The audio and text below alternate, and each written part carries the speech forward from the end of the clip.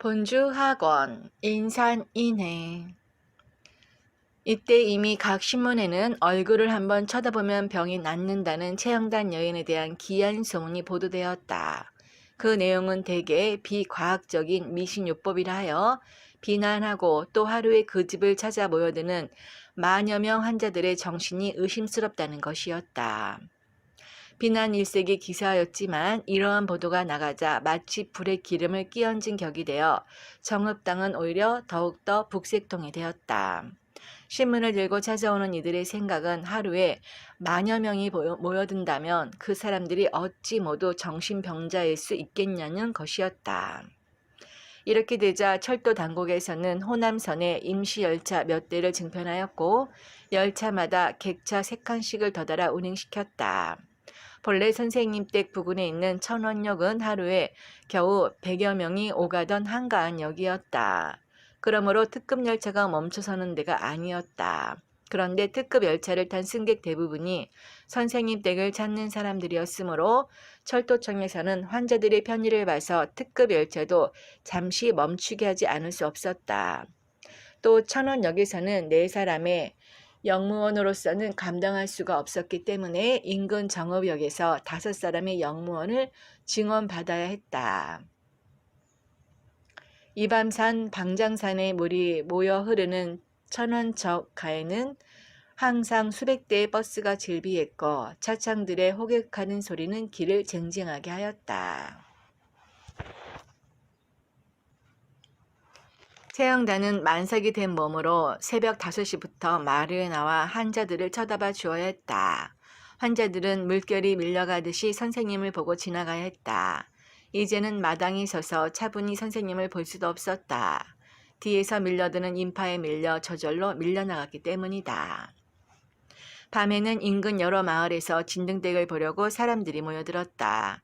때문에 잠을 잘 수 있는 시간은 하루에 겨우 2~3시간 정도뿐이었다. 선생님을 새벽에 보면 효력이 2배가 된다는 괴이한 소문도 있었다. 인하여 인근 부락에 300칸짜리 하숙집들이 생겼고 길가에는 음식 장사들이 줄지어 늘어섰다. 이렇게 수많은 사람들이 운집하여 정읍 일대가 날마다 인산인해를 이루자 드디어 이 일이 경찰의 촉각을 건드리게 되었다. 가뜩이나 시국도 어수선한 마당이었기 때문에 사람이 많이 모여드는 것이 결코 즐거운 일일 수 없었다. 원래 최영단의 시댁은 외정시대부터 경찰의 심한 감시를 받으며 살아왔다. 왜냐하면 그의 장조카 박천규가 독립운동을 하다가 2번이나 체포되어 곤욕을 당했고 강복 후에는 6.25가 일어나기 한 달 전 북쪽 사람들에 의하여 강제로 납북되었기 때문이었다. 이때까지만 해도 이런 납북 인사의 집안은 사상이 의심스럽다 하여 심한 불이익을 당하는 시대였다. 경찰에서는 날마다 형사들을 투입하여 은밀히 상황을 살피고 제목을 잡을 만한 꼬투리를 찾고자 노력하였다. 하지만 별스럽게 살펴봐야 죄가 될 만한 것은 없었다. 최영단이 누구에게도 손을 대는 일이 없었고 사람들에게 금품을 요구하는 일도 없었기 때문이다. 다만 선생님께 아기를 점지해 주십사 하고 찾아온 사람들이 뒷사람들에게 떠밀려가면서 쌀 한 봉지나 미역 한 가닥, 양초 한 갑 등을 던져놓은 일은 있었다. 하지만 최영단의 집에서는 그것도 어디다 들여놓지 않고 다 모아서 밖에다 쌓아놓았다. 그 곡물에는 결코 손을 대지 않겠다는 것이었다. 때문에 이 또한 제목을 잡을 수가 없는 일이었다. 하여 경찰에서는 정읍 세무서와 군청 산림과 공무원들을 움직여 민원을 조성하였다. 즉 이들이 날마다 이 반면에 나와서 밀주를 단속하고 살림을 보호한다는 구실로 진등 인근 마을의 집들을 뒤지고 다녔던 것이다. 당시 민가에서 세무서원에게 누룩을 들킨다거나 살림기 직원한테 생솔가지 등의 나무를 들키게 되면 가히 살림살이가 바닥날 정도로 엄청난 벌금을 물어야 했다. 그런데 하루가 멀다 하고 이들이 와서 집들을 뒤져 나가니 주민들은 불안해서 살 수가 없었다. 이에 주민들이 도대체 왜 이렇게 못살게 구느냐고 원망을 터뜨리자 공무원들이 교묘한 말로써 원망의 화살을 다른 쪽으로 돌리게 하였다. 우린들 하고 싶어서 이러겠소. 이게 다 누구 때문이겠소. 진등의 사람들만 몰려들지 않으면 우리가 이러지 않아도 되는데. 인하여 인근 마을 사람 몇 명이 경찰에 고발을 하기에 이르렀는데 그 내용인즉 대개 진등의 사람이 많이 모여들어 논밭을 마구 밟기 때문에 보리 농사에 피해가 있다는 것이었다. 이즘에 채영단의 측근들과 그를 찾아뵙는 옛적 인정상간의 문도들이 다 며칠 밤을 똑같이 괴이한 꿈을 꾸었다. 그 꿈이란 바로 선생님이 좌우에 미국 사람 한 명씩을 세워놓고 가운데 서서 혼자 말씀을 하는 것이었다. 이 꿈을 꾼 사람들은 대개 선생님이 감옥에 갇히게 될 것이라 해석하고 심히 불안스러워했다. 왜냐하면 옥이라는 글자가 바로 말을 하는 상징인 언 좌우에 방우가 한 마리씩 있는 형상이기 때문이다. 그리고 최영단 자신도 무슨 징조를 보았는지 2회 3월 초 하룻날부터는 사람들에게 심상치 않은 말을 하였다. 며칠 후면 내가 경찰에 붙들려 갈 거야. 그러니 찾아와도 만나지 못할 거야. 하여 사람들은 거의가 반신반의하였지만 측근들이나 꿈을 꾼 사람들은 다 모골이 송연하였다. 과연 이달 초사흔날 양력 4월 6일 채영단은 만삭이 몸으로 수만 명의 환자들이 지켜보는 가운데 경찰에 연행되었다. 그날 경찰 측에선 그 집 마당에 쌓여 있는 쌀 323가마, 미역 한 트럭분, 양초 3트럭분과 방에 있는 옷감 300여 점 등도 압수해 갔다. 채영단은 이날 저녁 경찰 측에 며칠 후에 아기를 낳을 터이니 방을 하나 마련해 달라고 사정하였다. 그러나 경찰은 그 말을 전혀 믿지 않았다. 다른 임산부처럼 배가 많이 부르지 않았기 때문이었다. 그래서 가까이 있는 삼남병원에 데리고 가서 진찰을 의뢰하였다. 한데 그 병원 의사들이 진단한 결과 임신 5개월, 태아는 딸이라는 판단이 나왔다. 채영단은 그들에게 말하였다.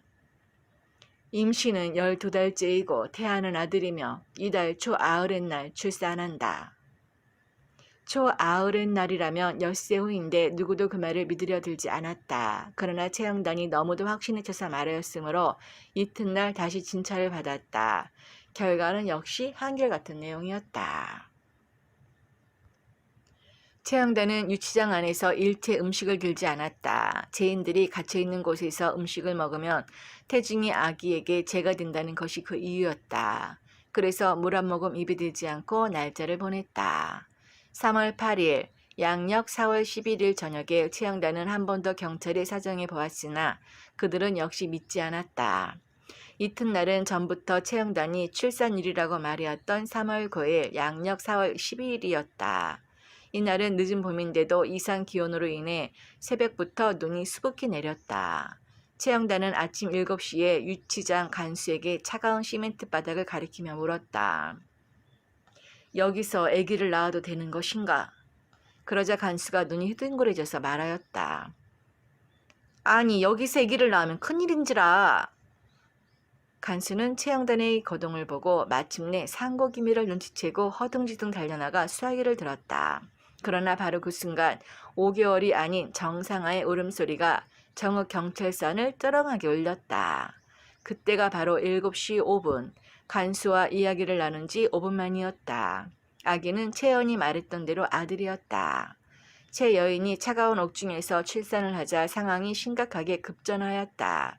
정읍 경찰서 전체가 발칵 뒤집혔고 전날 숙직으로 남아있던 경찰들이 이리 뛰고 저리 뛰며 사방으로 전화 연락을 해댔다. 한참 만에 경찰 간부들이 얼굴이 하얘져서 유치장으로 들이닥쳤다. 그들은 이 일이 잘못 돌아가게 되면 세간의 지탄을 면키 어려운 것은 물론 자신들의 자리를 보존키도 어려울 것이었다. 사정이 다급해진 그들이 일제히 끌어앉아 채 여인에게 유치장 밖으로 나와주시라고 간청하였다. 그러자 채영단의 분노는 대단하였다. 그는 경찰 간부들의 청을 듣지 않고 꾸짖었다. 너희 놈들도 사람이냐? 개만도 못한 놈들이다. 내 죄를 찾아내라. 찾아내기 전에는 나가지 않는다. 그리고 개만도 못한 그 의사놈을 데려와라. 이놈들아, 눈이 있으면 똑똑히 봐라. 이 애기가 5달 된 아긴가? 유치장이 쩌렁쩌렁 울렸다. 이미 시멘트 바닥에 뉘어져 있는 아기는 새파랗게 되어 있었고 산모 채영단의 치마는 시멘트 바닥에 찰싹 얼어붙어 있었다.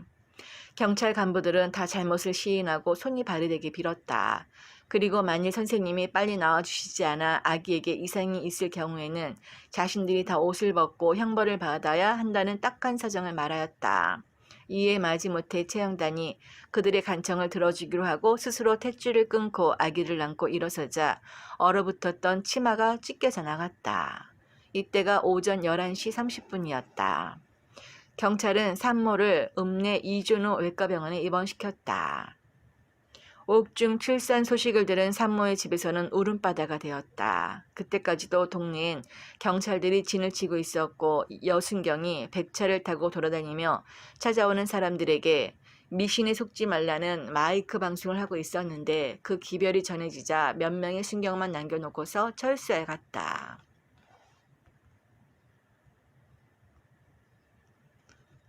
산모의 언니 최외주와 동생 최복덕이 쌀과 미역 등을 챙겨 들고 울며 20여 리를 달려서 병원에 찾아갔다. 이들이 연탄을 피우고 척국밥을 지어서 산모에게 주니 산모는 그때서야 수저를 잡았다. 구속된 지 7일 만에 음식을 대하는 것이었다. 경찰에서는 환자를 보호한다며 병원에 2명의 순경을 두어 외인의 출입을 엄격히 통제하였다. 한데 그들은 마땅히 들여보내야 할 사람은 가로막고 들여보내지 말아야 할 사람들은 들여보내는 엉뚱한 짓을 하였다. 누구의 사주를 받았는지 파란 눈이 귀신을 섬기는 종교인들을 무더기로 들여보낸 것이다. 산모의 입원실에 들어온 그 종교인들은 멋대로 기도를 하고 나서 마귀를 떼어낸다며 산모에게 달려들었다. 겨우 척국밥을 먹은 산모의 팔을 비틀고 행패를 부리는 것이었다. 산모의 곁에는 그 언니와 동생 그리고 아직 어렸던 필자와 함께 늦게 도착한 산모의 친정어머니 배분성 여인이 있었으나 숫자상으로 워낙 열세였고 힘이 모자라 소리만 질러댔다. 병원이 떠들썩하도록 소동이 일어났으나 자빈의 출입을 금한다는 그 2명의 순경은 얼굴도 내밀지 않았다. 때마침 병원장이 장모된다는 노파가 그 소리를 듣고 연탄 집게를 들고 달려오지 않았다면 산모는 불축한 일을 피하기 어려웠을 것이다. 노파는 소리를 질러 간호원들을 불러들였다. 그리고 연탄 집게를 휘두르며 악을 바락바락 써댔다.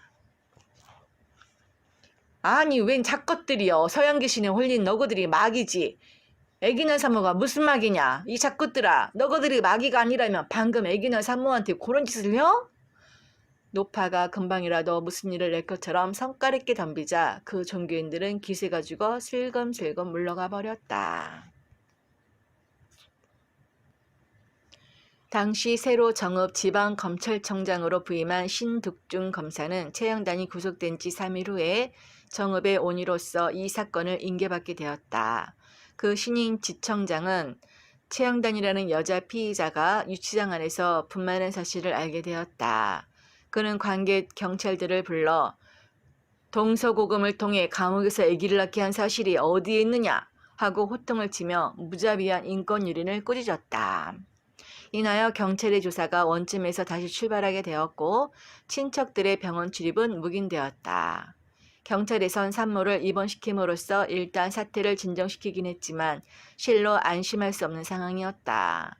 어떻게 하든지 죄를 만들어내야 했다. 그리고 어떻게 하든지 최영단을 신비롭게 여기는 민심도 돌려놓아야 안심할 수 있게 될 것이었다. 그래서 그들은 급기야 정읍에 주재한 기자들을 움직여 허위 보도를 하게 하는 일까지 서슴지 않고 감행하였다. 하여 당시 사람들에게 가장 많이 읽혀지던 동아일보에는 최 여인이 스스로 장담한 바와는 달리 딸을 낳았다는 실로 허무맹랑한 기사까지 실리게 되었다. 때문에 먼 곳에 사는 산모의 친척들이 어르둥절해져서 사실을 확인하고자 신문을 들고 병원에 찾아오는 이들이 있었다. 정읍에 사는 옛 인정상간의 문두들도 산모가 동생이 되느니 누님이 되느니 하며 찾아와 경찰의 출입 통제를 넘어들어와 경찰의 처사에 분노하였다. 그 중에 산모를 누님이라 하고 찾아온 이 경남은 의분을 참지 못하고 이 가락무도한 경찰 관계자들을 정식으로 고소하겠다며 나섰다. 하지만 산모는 좋은 말로써 그의 흥분을 가라앉히고 달래어 보냈다.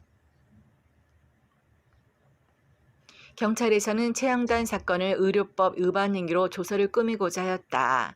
하지만 조사 결과 최양단이 환자들에게 약을 준 일이 없었고 몸에 손끝 한 번 댄 일이 없었으며 돈을 요구하거나 받은 사실이 전혀 없다는 것이 밝혀졌다. 유죄를 입증할 수가 없어진 경찰은 이번에는 도리어 최양단 여인 측으로 하여금 죄가 없다는 것을 입증하라는 식으로 나왔다. 그들은 병이 나았다는 사람들의 진술을 받겠다며 최양단의 식구들에게 확실히 병이 나은 사람을 찾아내라는 것이었다. 하나 그 집에선 찾아오는 사람들의 주소를 기록한 바가 없었고 또 누가 다녀갔는지 짐작도 할 수 없는 일이었다. 또 각 신문에 보기만 하면 병이 낫는다는 보도가 나가고부터는 찾아오는 이가 날로 배가 늘어나 하루에도 수만 명이 이 밤산에 미처 절을 할 여가도 없이 홍수처럼 지나가 버렸기 때문에 식구들이 다 혼이 빠져 있었다. 하여 끼니도 제대로 찾아 먹지 못하는 형편이었다. 그런 와중에 급기야는 최양단이 구속되고 옥중에서 아기를 낳는 일까지 겹쳤던 것이다. 그러므로 병이 나았다는 사람들을 찾아내라는 경찰 측의 요구에 당황하지 않을 수 없었다. 다행히 인근 마을의 주민들이 이를 알고 70여 명이 조사를 받겠다고 한꺼번에 나섰다. 그 중에는 대흥리에서 한약방을 경영하는 한의사 안도승 선생도 있었다. 안도승 선생은 구한말 명의로 이름을 떨쳤던 내의원 제조 황정기 선생의 신법을 이어받은 의학자였다. 또한 그는 한때 전라북도 한의사 감찰을 지낸 경력도 있었다. 그는 약방을 하면서도 환자들에게 약을 쓰지 않기로도 유명한 사람이었다. 웬만한 환자들에게는 그저 찬물 한 대접을 먹이고 검지손가락으로 몇 군데 혈도를 눌러줌으로써 다 치료하였다. 대개 그렇게 하는 치료는 치료비를 받지도 않았다. 그저 부모께 효상을 다하겠다는 말 한마디만 하고 가면 되었다. 하여 사람들이 한때 그를 별칭하기를 찬물교교주라 하기도 했고 그 묘법을 배우고자 하는 젊은이들이 그 집에 모여들기도 했었다. 한데 그에게도 고질이 있었던지 전날 최양단의 집을 다녀간 적이 있었다. 그 후부터는 자신의 약방에 찾아오는 환자들에게 약을 지어주지 않았다. 그는 환자들에게 진등에 가서 선생님을 한번 쳐다보고 가시오 하고 돌려보냈다. 굳이 돈을 허비해가며 약을 먹을 필요가 없다는 것이었다. 이러한 안두승 선생이 경찰의 조사를 받겠다고 70여 주민과 함께 정읍경찰서에 출두한 것이다. 젊은 경찰이 그에게 심히 안 입고 온 말투로 질문을 던졌다. 쳐다보아서 병이 나을 수 있습니까? 이에 안도승 선생은 동의보감에 기록된 신성공교와 이도요병의 문장을 풀이하여 대략 이와 같이 대답하였다. 옛날에는 사람의 병을 고치는 의원을 넷으로 구분하였다. 그 첫째로 쳐다만 보아도 병을 훤히 아는 이가 있었으니 이런 일을 가리켜 의신이라 하였다. 둘째로 소리만 듣고도 병을 알아내는 이가 있었으니 이런 일을 가리켜 의성이라 하였다. 셋째로 증세를 물어 병을 정확히 알아내는 일을 가리켜 의공이라 하였고 넷째로 진맥을 하고서 알아내는 일을 가리켜 의규로 하였다. 대개 의신과 의성은 약을 쓰지 않고도 능히 사람의 마음을 치료한다. 때문에 병들지 않게 한다. 지금 의원들이 오직 사람의 병을 치료할 줄 안다고 생각을 하고 있다. 그렇지만 사람의 마음은 치료할 줄을 모른다. 이는 바로 근본을 버리고 끝을 쫓아가는 일이며 그 근원을 연구하지 않고 그 하루를 다스리는 것과 같은 일이다. 이로써 병을 고치려 하니 또한 어리석지 아니한가. 비록 일시적인 요행으로 안정이 되겠으나 그것은 세속의 보통 의원이 행하는 일이다. 그러므로 좋게 취할 바가 못 되는 것이다. 그 병을 다스리고자 할진대 먼저 그 마음을 다스려야 한다. 반드시 마음을 발효하여야 도를 미천으로 해서 병을 치료할 수가 있다. 병자로 하여금 의심된 생각과 망령과 불편한 기운을 버리게 하고 응시하면 신군이 태어나고 성지고 화평하여 모든 질병이 자연히 낫게 된다. 능히 이와 같으면 약을 입에 대지 않고도 병은 이미 없어진 것이다. 이것이 바로 진인이 도로써 마음을 다스려 병을 치료하는 대법이다. 이렇게 배경을 대충 설명해 준 다음에 안 선생은 이렇게 정리하여 주었다. 대개 기로써 병을 치료하는 경우에도 오장육부가 실해서 병이 된 자는 허하게 되고 허에서 병이 된 자는 실하게 하는 법이다. 하물며 도로써 병을 치료함에 있어서랴. 먼저 마음을 다스리니 혈맥이 관통하게 되고 혈맥이 관통하게 되니 호연지기가 저절로 잘 길러지게 되는 것이다. 선생이 말이 여기에 이르자 경찰이 다시 물었다. 아무리 그런다 해도 한꺼번에 수만 명을 치료할 수 있는 것입니까? 그리고 과연 예전에 그러한 사례를 찾아볼 수 있습니까? 대개 기로서 치료함은 한 사람을 상대하는 것이지만 도로서 치료함은 사람이 많을수록 그 효과가 빠른 법이다. 삼국시대 손책에게 죽음을 당한 우길이 바로 그러한 사람인데 그는 일찍이 이 동방 땅에 살면서 그 묘법을 익혔다는 사실이 삼국지에도 나와 있다. 아니, 삼국지는 소설 아닙니까? 아니다. 내가 말하는 것은 소설 삼국지가 아니다. 정사 삼국지를 말하는 것이다. 그러자 그 젊은 경찰관은 선생을 자목 공손히 대했고 감히 유도적인 질문을 하지 못했다. 반면에 함께 간 주민들은 거의가 다 강압적인 유도신문을 당하면서 주사를 받을 수밖에 없었다. 필자는 어려서부터 안도승 선생을 자주 찾아뵙고 도리를 배운 바 있다. 선생은 누구든지 도리에 맞게 행동하면 비록 나이가 어릴지라도 공경하였다. 그러나 누구든지 도리에 어긋나게 행동하면 비록 연상일지라도 당장에 말을 내리고 상대해주지 않았다. 지금은 이미 고인이 되었지만 실로 선생의 천자는 영명했고 풍신이 좋았으며 의의가 있었다. 사람들은 흔히 선생을 자아도인이라 불렀다. 그리고 지금에 이르러서는 그 자아도인의 묘법이 이어지지 못했음을 심히 애석해하고 있다. 당시까지만 해도 기공이라는 말이 생소하였다. 그래서 지금도 선생의 기공을 묘법이라 이르고 필자는 그 묘법사의 증언을 여기에 쓴 것이다. 최응단이 옥중 출산을 했다는 사실이 금산리에도 알려졌다. 때에 성삼순 여인은 이제 태인에서 이사하여 식구들과 함께 금산리 법한소를 지키고 있었다. 그는 처음으로 최영단을 만나보고 위로도 하려는 뜻에서 이준호 외과병원을 찾아갔다.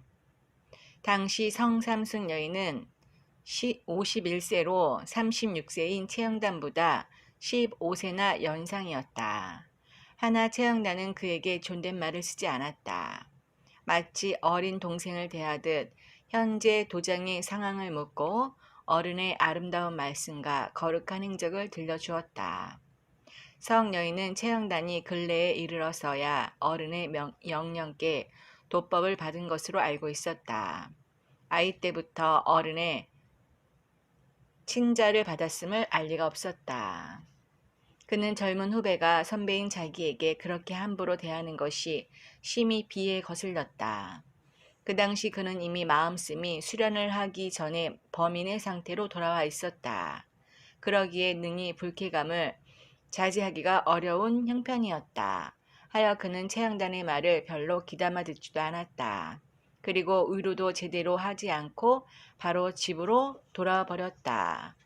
대조 도문에서는 나이에 앞서 입도의 선우를 따지는 예가 있는데 당시 그는 최영단이 자기보다도 20여 년 선배임을 알지 못했던 것이다.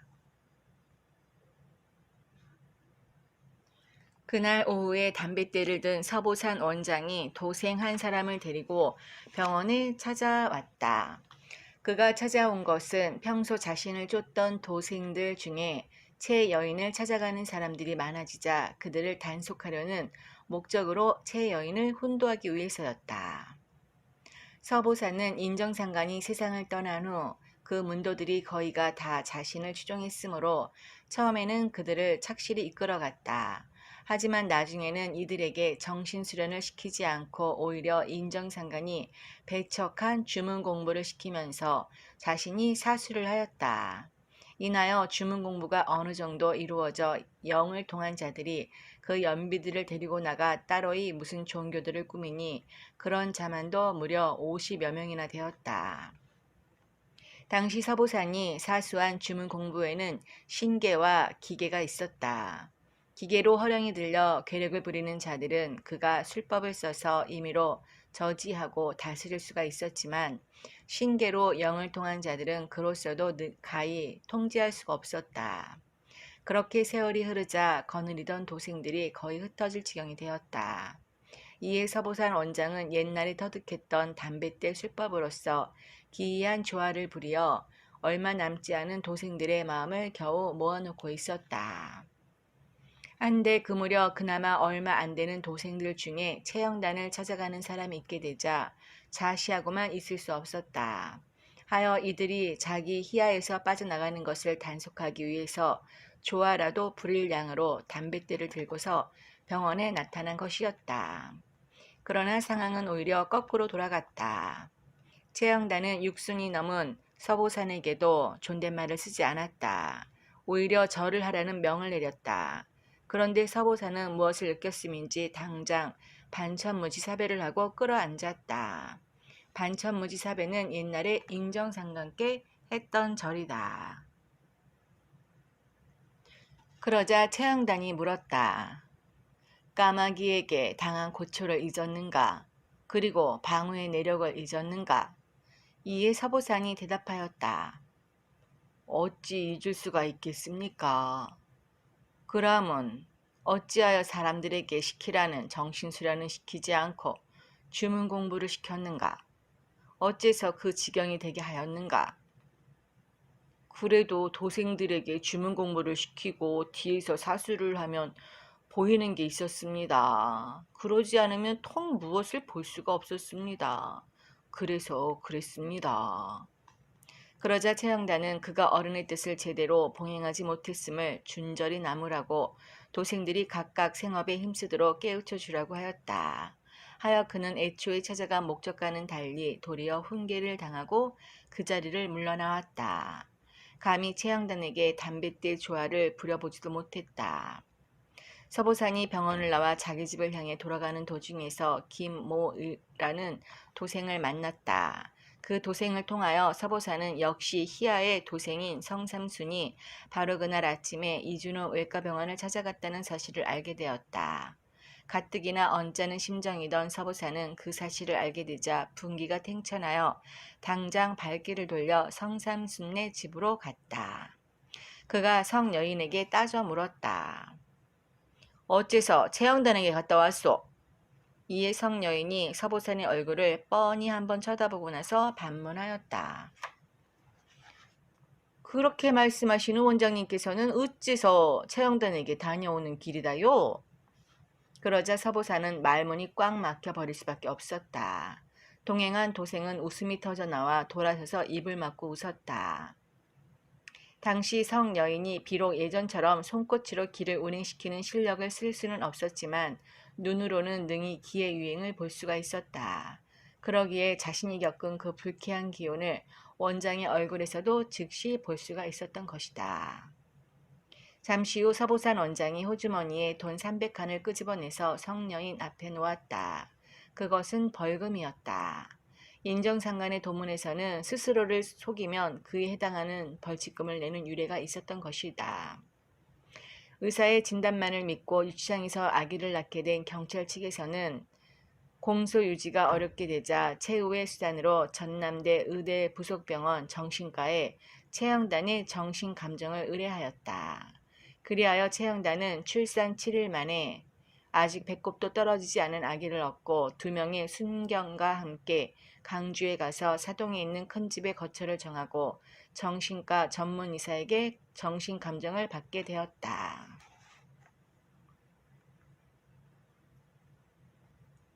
정신과 의사 채무라는 자는 누구의 청탁을 받았는지 의사의 본분과는 달리 극도의 잔인한 수법으로 채영단의 정신감정을 시작하였다. 여기에 또 언론까지 가세하여 사람들로 하여금 채영단을 정신병자로 인식하게 하였다. 당시 전남일보 기자 김아무개는 자기가 잘 아는 안진뱅이를 채영단이 응시하여 일으켜 세우는 것을 직접 본 사람이었다. 하지만 채영단이 구속된 후로 그 안진뱅이가 다시 주저앉아 버렸다 하여 20일 오후에 병원으로 채영단을 찾아갔다. 그리고 채영단에게 유도적인 질문을 하고 터무니없는 말을 만들어 신문에 보도하였다. 어떠한 날조가 있었는지 보기 위하여 당시 채 여인이 실제로 답변한 내용과 조작된 말을 함께 제시하여 그 기사를 전제한다.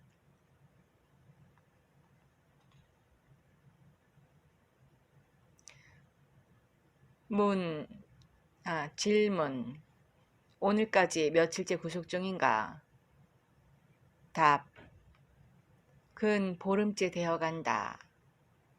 질문. 관훈장과 연통한 어린애를 유치장에서 나왔다는데 어린애와 산모는 건강한가? 답. 관훈장과 연통하는 것을 보았는가? 조작된 답변. 내 아들도 제 아비 관훈장을 닮아서 넙죽넙죽하게 잘생겼다.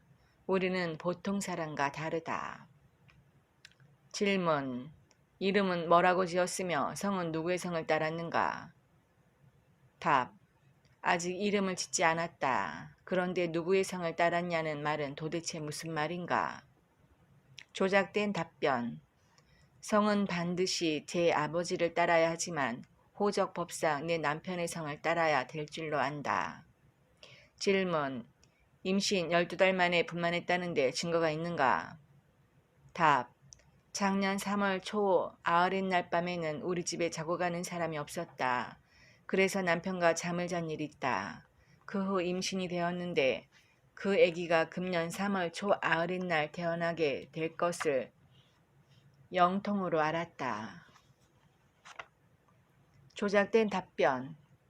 내가 간훈장과 잠을 잤던 날이 작년 음력 3월 초 아흔날이었다.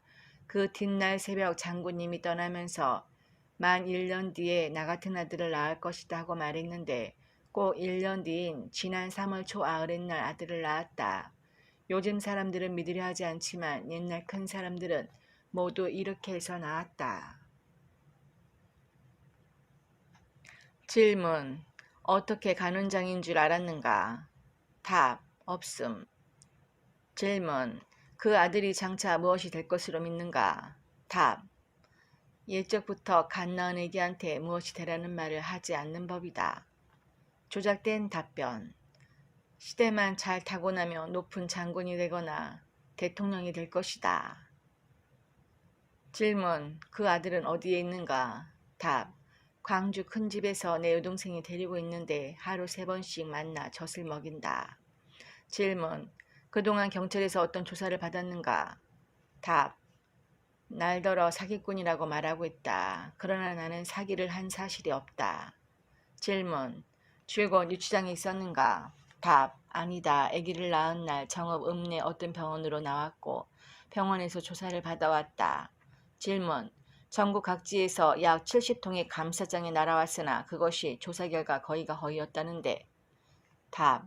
그런 조사는 어떤 의사가 나를 임신 5개월이라고 진찰한 것과 똑같은 조사일 것이다. 조작된 답변. 알 수 없는 일이다. 질문. 병원에서 무슨 감정을 받고 있는가? 답. 날더러 미쳤다고 빙빙 돌아가는 기계 녹음기를 대고 이것저것 물어보고 소변이 필요하다고 해서 주었다. 질문. 그 많은 곡물을 어디에 쓰려고 받았는가? 답. 받은 것이 아니라 놓고 간 것이다. 내 집은 별난 군집, 가난한 집이지만 곡물에서는 쌀 한 톨 축내지 않았다. 내가 만일 돈을 벌기 위한 것이라면 그 100배는 더 거두었을 것이다. 질문. 그러면 그 곡물은 어떻게? 답. 법에서 가져갔으니 법이 알아서 할 것이다. 경찰에서 꾸민 내 역사가 한아름이나 되니 그것을 팔아서 용지대로 쓰든지 삶아 먹든지 알 바 아니다. 질문. 만일 다시 나가게 되면 또 환자를 받을 것인가? 답.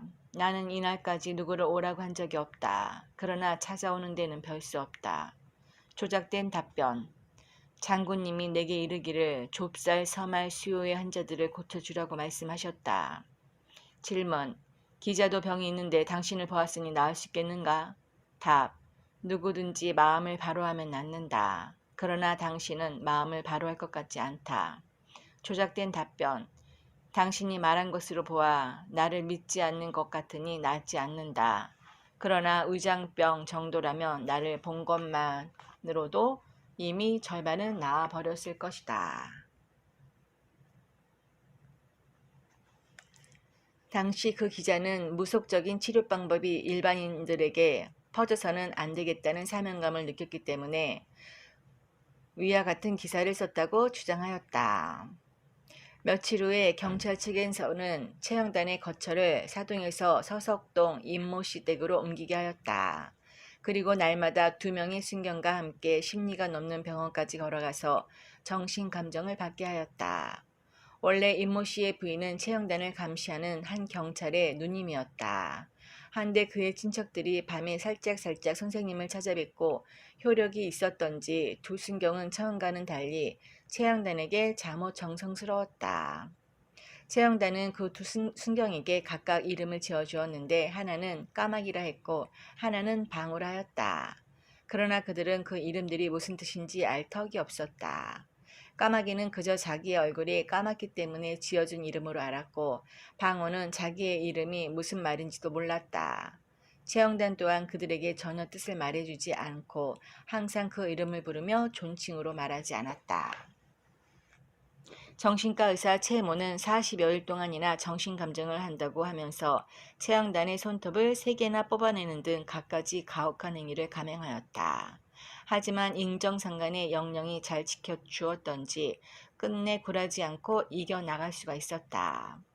경찰 측에서는 아무리 해봐야 공소 유지가 안 되는 최영단을 더 이상 붙들어둘 수가 없었다. 거기에다 정신과 의사 최모의 소행을 알게 된 신득중 검사가 펄펄 뛰며 야단을 치자 더 이상 어찌해볼 방도가 없었다. 하여 결국 2달 만에 석방했고 압수해 갔던 물건도 모두 대금으로 환산하여 돌려주었다. 그러면서도 경찰에서는 순경 2명을 날마다 진등에 출근시켜 외부로부터 오는 사람들을 통제하는 일을 계속하였다. 뿐만 아니라 최영단이 이미 죽었다는 말까지 해가며 돌려보냈다. 때문에 사람들은 대개 한동안 선생님이 죽은 줄로 알기도 하였다. 그렇게 엄히 단속하기를 2년 동안이나 그치지 않았다. 그러자 무종교인들이 경찰의 눈을 피해 아침 저녁으로 최영단을 찾아와 그를 교주로 받들고자 하였다. 즉 종교를 등에 업으면 경찰의 질곡에서 벗어날 수 있다는 것이었다. 하지만 그는 절대로 병신이 되는 길을 택하지 않았다. 오직 교진교를 말하며 단호히 거절하였다. 인정상간의 가르침을 따른 것이다. 그는 어른의 가르침에 결코 어긋남이 없는 삶을 살았다. 지금도 농사를 지으며 살고 있지만 땅 하늘을 공경하라는 어른의 뜻을 여전히 받들어 일체의 농약을 쓰지 않고 있다. 또한 그는 자식들이 새 옷만을 입기를 바랐고 누더기 옷을 입는 것을 원치 아니했다. 누더기 옷이란 바로 제도권 교육을 말하는 것이다. 그래서 그의 맏아들인 필자도 국민학교를 끝으로 제도권 교육과 이별하였다. 당국의 제재로 17년 동안 잠잠했던 최영단의 집에 다시 사람들이 모여들기 시작한 것은 기미년 서기 1979년 봄부터였다. 이번에도 역시 17년 전처럼 사람들은 선생님을 쳐다만 보고 가는 것이었다. 그런데 이때부터는 환자들이 1,000원 혹은 500원이 든 봉투를 놓고 가는 것을 선생이 거절하지 않았다. 이해 여름에 이르러서는 하루 평균 200여 대의 승용차와 50여 대의 관광버스가 전국에서 모여들었다. 이미 마을 주변에 주차장이 생겼고 음식점이 생겼다. 그리고 각 신문에서는 이 사실을 크게 보도하였다. 그렇게 되자 정읍경찰서에서는 다시 최영단을 연행해 갔다. 그날이 윤 6월 초 나은 날이었고 양력으로는 7월 27일이었다. 그 며칠 전에 측근들은 역시 그가 좌우에 방우 하나씩을 세워놓고 가운데서 혼자 말하는 꿈을 꾸었다. 경찰에서는 선배들의 잘못을 의식해서인지 최 여인을 옛날처럼 무도한 방법으로 다루진 않았다. 다만 그를 찾아오는 사람들이 너무나 많았기 때문에 혹 교통에 문제가 일어나지 않을까 염려하여 연행해 갔던 것이다. 그리하여 최 여인을 20일 동안 구류했다가 풀어주었다. 방면하는 조건은 찾아오는 사람들을 상대해주지 말라는 것이다. 그러나 경찰서 문 앞에서부터 이미 무수한 승용차가 선생님을 기다리고 있었다. 최영단은 측근 2명과 함께 경찰에서 주선해준 영업용 택시를 타고 광주를 향했다. 광주의 둘째 아들 박성기가 살고 있기 때문에 우선 그 집으로 피신코자 함이었다. 경찰의 사전 계획에 따라 3번이나 차를 바꾸어 타고 고속도로에 진입했지만 용케도 따돌림을 당하지 않고 뒤따라온 차량이 수십 대였다. 하여 별 수 없이 그들을 한번 쳐다봐주고 돌려보냈는데 이튿날부터는 그 둘째 아들네 집으로 환자들이 모여들기 시작하였다. 그래서 또 며칠 후에는 부산으로 피신하였으나 거기서도 사정은 마찬가지였다. 이미 TV를 본 사람들이 그의 얼굴을 알고 있었기 때문에 어디에도 숨을 만한 데가 없었다. 그래도 부산에는 여기저기 친정 조카들이 많이 살고 있어 신속하게 피해 다닐 수는 있었다. 하지만 그때마다 관내 경찰에서는 제발 우리 관내를 벗어나 달라고 사장하였다. 한 번은 그가 해운대에 있는 어느 호텔에 들어 몸을 숨겼는데 아침에 일어나 창밖을 내다보니 벌써 수백 명의 환자가 줄지어 있었다. 이에 그가 크게 놀래어 딸 박옥금과 함께 빠져나갈 궁리를 하고 있는데 환자들은 이미 묘한 꾀를 내어 체형단을 못 떠나게 하였다. 한 사람이 나서서 돈봉투를 거두어 들고 들어온 것이었다. 봉투에 모두 이름을 쓰지 않았으니 다시 주인을 찾아 돌려줄 수 없는 일이었다. 그러니 잠깐 쳐다봐 주지 않으면 대책이 없다는 것이었다. 하여 별 수 없이 밖에 나가 그들을 얼른 봐주기로 하였다. 그리고 부산을 떠나 멀리 숨으려고 하였다. 그런데 보면 볼수록 사람들이 불어났다. 이미 보고 난 사람들이 다들 전화 연락을 하기 때문이다. 거기에다 이 만병통치 채 여인이 도망치지 못하게 하는 수법까지 전수해 주었다. 때문에 마구 봉투를 거두어다가 던졌다. 금세 인산인해를 이루었다. 때가 이미 서늘한 가을인데도 해운대 백사장에는 한여름에 웃도는 인파가 모여들고 있었다. 상황이 여기에 이르자 해운대 경찰서는 긴급 기동타격대를 출동시켜 채 여인을 구출해내기에 이르렀다. 이날 사람들이 스스로 거두어 던진 돈봉투는 다 국고에 기속되었다. 하지만 경찰의 조사 결과 이날 가짜 채도사가 5명이나 나타나 봉투를 거두어 갔다는 사실도 드러났다. 경찰은 채 여인을 3시간 남짓 조사한 후에 은밀히 어느 높은 관리의 저택으로 인도해 주었다. 그러나 높은 관리의 집이라 하여 가히 사람을 피할 수 있는 곳은 아니었다. 그 집에도 이웃이 있었고 친척이 있었다. 때문에 하루가 아니 되어 다시 환자들이 모여들었다. 뿐만 아니라 나름대로 계획하고 있는 바의 기륭을 알아보고 조언을 듣기 위해 찾아오는 이도 있었다. 아마 다들 채 여인을 만능도사로 알았던 모양이다. 이튿날 밤에는 그 집에 친척되는 한 사람이 서울에서부터 급히 내려왔다. 채 여인은 그를 보자 대뜸 이렇게 말하였다. 빨리 자리를 버리시오. 무슨 뜻인지도 알 수 없는 그런 말을 한 채 여인은 그가 미처 무슨 말을 꺼내기도 전에 자리를 털고 일어났다. 그리고 동행하고 있던 자신의 가족에게 그 집을 빨리 떠나자고 독촉했다. 가족들은 연유를 알 수 없었지만 서둘러 그 집을 떠났다. 채 여인은 금정산 아래에 있는 어느 중견 언론인의 별장에 들어 며칠을 쉬었다. 그리고 그것도 금세 북새통이 되자 이번에는 다시 통도사가 있는 양산 쪽으로 피신하였다. 그러나 양산에 이르기도 전에 수백 대의 차량에 추적당해 할 수 없이 그들을 봐주고 다시 유성으로 탈출하였다. 유성에는 90여 세나 되는 그의 시고모님이 계셨다. 그분은 본시 육아의 학문에 뛰어났고 현세의 상식에도 대단히 밝은 어른이었다. 비록 여자로 곱게 늙었지만 누구든지 한번 대하면 저절로 고개가 숙여지는 어른이었다. 또한 채영단에 대한 사랑도 각별한 분이었다. 채영단은 이 어른 댁에 이르러서야 가히 마음 놓고 쉴 수가 있었다. 어른의 친지나 이웃이 다 어른의 명에 따라 일체 소문을 내지 않았기 때문이다. 그래서 10여일 동안을 유유자적하게 보내었다. 하지만 채 여인은 딸 박옥금의 혼인 날짜가 임박하여 어쩔 수 없이 집에 돌아와야 했다. 일행이 집에 돌아온 지 이틀 만에 저 12.6 사태가 터져 세상의 분위기가 급변했다. 지금까지 동행했던 가족은 텔레비전 뉴스를 보다가 깜짝 놀랐다. 부산에서 잠시 피신해 있던 어느 고관댁에서 본 그 집의 서울 친척을 텔레비전에서 다시 보게 된 것이다. 그는 12.6 사태에 연루되어 체포되었다. 가족들은 그때야 자리를 버리라고 했던 말의 의미를 알게 되었다. 선생님이 집에 돌아왔다는 소문이 퍼지자 다시 사람들이 모여들었다. 이에 당국에서는 그에게 사람을 보내어 무슨 종교를 등에 업든지 거처를 옮겨달라고 사정을 하였다. 즉 내정상과 같은 관광 명소로 옮기면 법적 보호를 해준다는 것이었다. 필자를 비롯한 측근들도 차라리 금산리로 옮겨 내응상감을 기다리며 조용히 살자고 누차 권하였다. 그러나 선생님은 그때마다 이런 말로 거절하였다. 나를 기르신 어른께서 객기를 물리치는 공사를 행하셨는데 내 어찌 감히 객기를 등에 업겠느냐. 그리고 내가 이곳에서 우리의 뿌리를 알게 되었는데 내 어디로 가겠느냐. 그러면서 오히려 이렇게 주장하였다. 이 이밤산 아래에다 객기를 물리칠 자리를 만들어야 한다. 인하여 찾아오는 사람들까지도 그의 이상을 대강 알게 되었고 그가 옛날처럼 굳이 돈봉투를 거절하지 않는 이유를 아는 이들도 있게 되었다.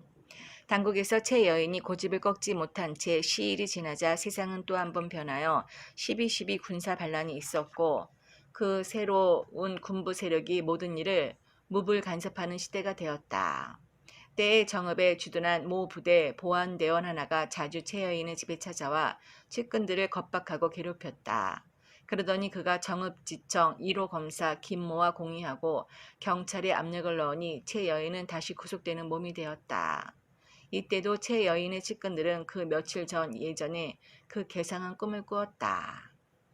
그들은 채 여인을 구속시키는 데서 그치지 않고 필자와 채제수 등 채 여인의 측근까지도 체포하여 삼천교육대에 보내고자 하였다.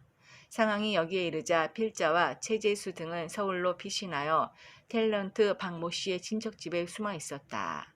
그리고 유능한 변호사를 선임하여 사건을 해결하니 결국 불기소 처분을 받게 되었다.